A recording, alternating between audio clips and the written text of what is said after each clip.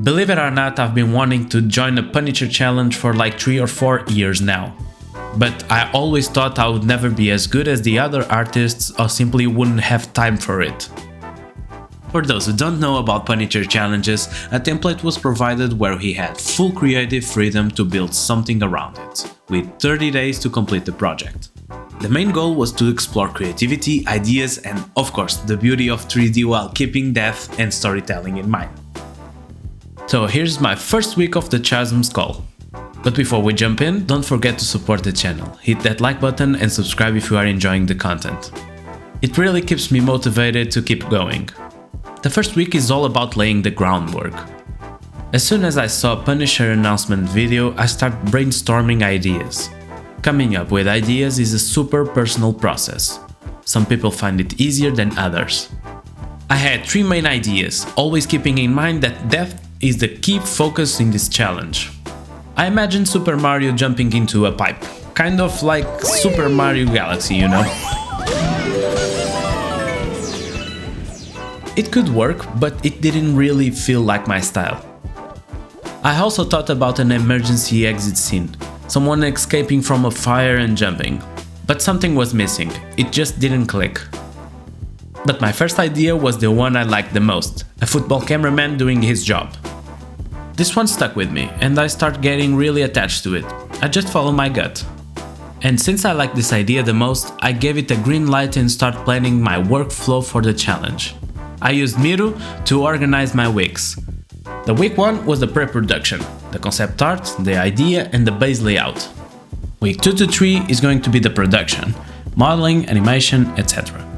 And the final week, week 4, it's final tweaks and post-production.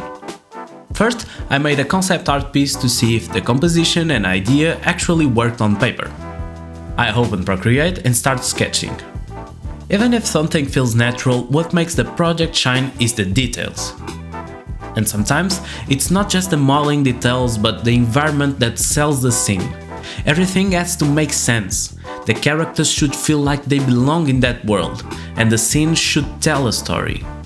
I live in Portugal, and even though I'm not a huge football fan, I have to admit there was one historic moment for every Portuguese.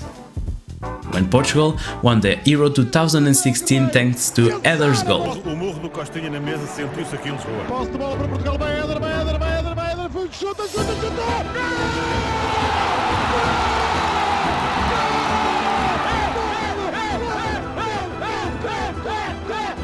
It was the first major championship we ever won, so I thought it would be a cool tribute. It just made sense in my context. By the time I finished composition, the feeling I got was loneliness, a single character alone in the middle of a huge crowd. Understanding the emotion behind the scene helps guide the next steps, lighting, color and even animation. Since loneliness was my starting point, I decided to focus on the field and the celebration of the crowd, while keeping our main character in a dark, isolated spot.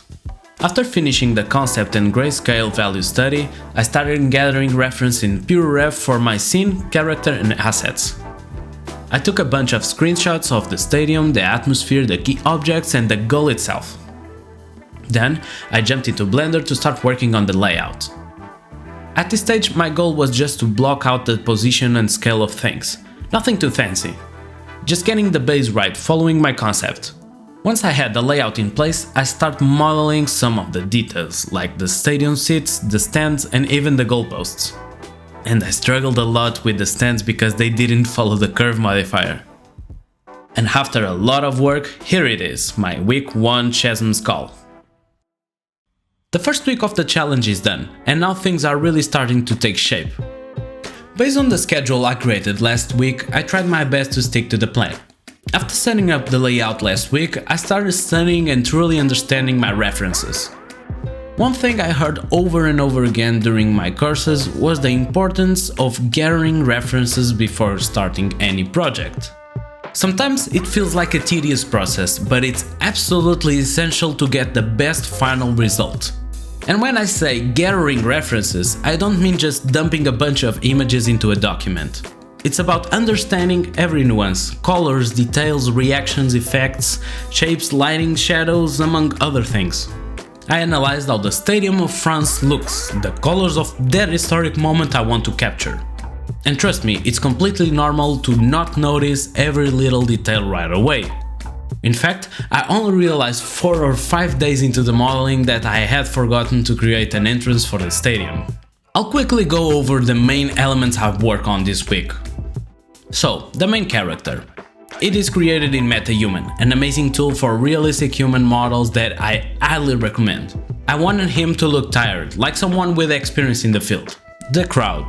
I used the incredible procedural crowds add-on, which allows for easy scattering of people in stadiums, by curves, vertices, etc. I just used the models from the add-on and tweaked the clothing textures in Photoshop, to make them look like fans from both teams. Security, photographers and staff. Same process, adjust base textures and scatter them throughout the scene, following my references. Since these characters are super far from the camera, I could keep them rough and low poly without any issues. Stadium entrance. Midway through, I realized that players actually need a way to enter the stadium, so I added an entrance. Stadium textures. I kept it simple for areas far from the camera and added extra care to the closer elements. Foreground details. I wanted to create a more restricted, slightly dangerous vibe around the main character, so I added details like barriers. The textures were done quickly in Substance Painter, but I'm still not happy with the base it's standing on, so I will keep working on that. Lighting. Until now I was just using HDRI for basic visibility, but I turned it off and started placing lights to shape the scene's mood. Stadium lights at the top, focused lights on the main character. Later, with fog and post-processing, it will have way more contrast and color pop. Crowd flags and cloth simulation. I wanted the flags in the crowd to have slightly movement to feel more natural. That meant diving into cloth simulation. Wish me luck. Other stadium details. Added things like a camera behind the goalposts and scattered props like boxes and chairs. Again, these elements aren't perfect, but since they are far from the camera, that's totally fine. File organization. Keeping things organized is crucial with so many assets. Seriously, don't underestimate the power of a clean file structure. And that's it, here's the result of the second week of the CHASM'S call.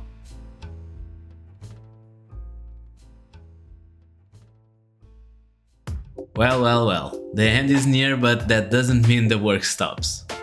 This week was all about finalizing the last details of the project. There are some really good parts, but it can also be the most frustrating phase.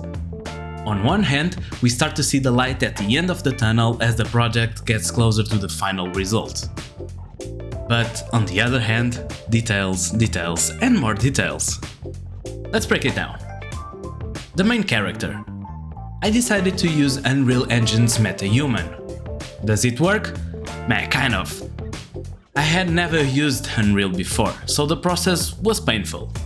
Creating the character, importing into Unreal, exporting from Unreal, importing into Blender, figuring out why everything was metallic, exporting textures, importing textures, the hair looks super weird, how do I fix this?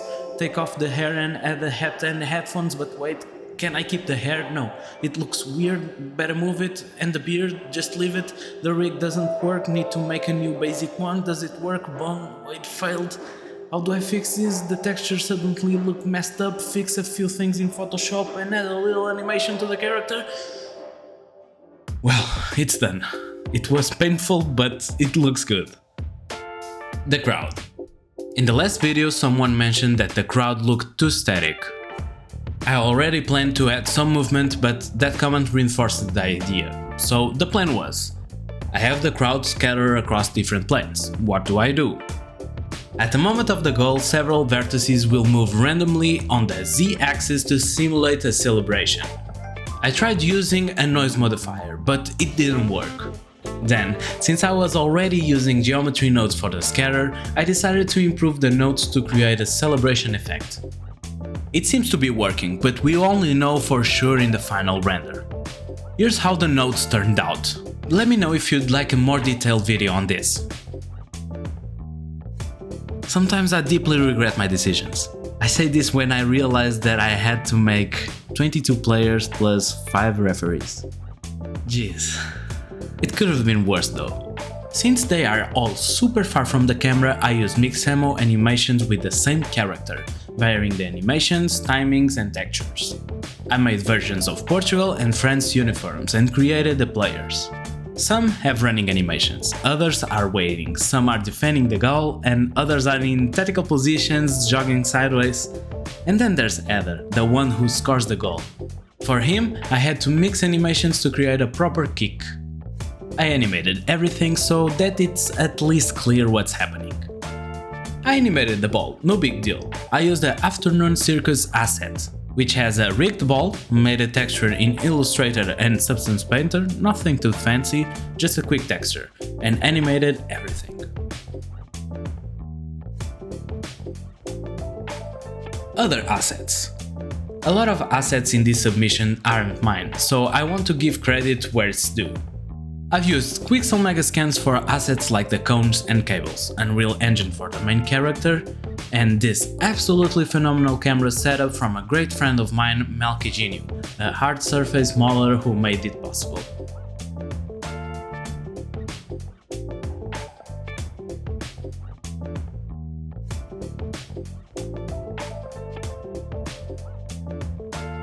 Before I knew it, the final week had arrived, and I had to focus on the overall details to make sure I delivered the project on time. After checking out the comments on my previous videos, which you can watch on my channel, I got really positive feedback, along with some great suggestions and improvements. Seriously, I appreciate all of it. Honestly, most of the advice was spot on, but I had to focus on the ones that would make the biggest impact, considering time was running out and I still had to render and do post-production. So, I played it safe and focused on the most crucial details. Some of you mentioned that the crowd could have more variation or even more effects, like smoke or flashing lights. I actually tried using Emergent for this, but since I had never used it before, it was taking too long to get it right, so I decided to go with the lights instead. I ended up creating an animated texture that made certain lights flash randomly after the goal, with different object IDs having a probability of lighting up. Here's how the nodes looked.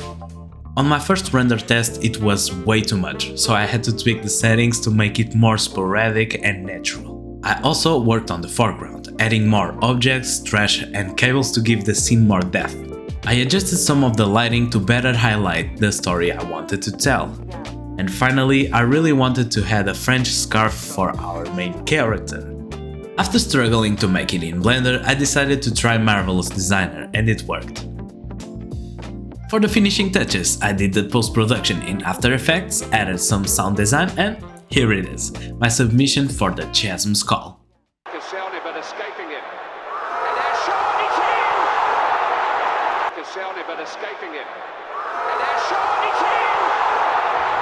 I hope you enjoyed it and that this breakdown was helpful in some way. I also hope everyone managed to submit their entries and that you all find success in your creative journeys. If you are new to the channel, feel free to subscribe and leave a like to support me in making more videos like this. And if you are new to the 3D world, welcome to this incredible creative space with an amazing community. Thanks everyone, see you soon.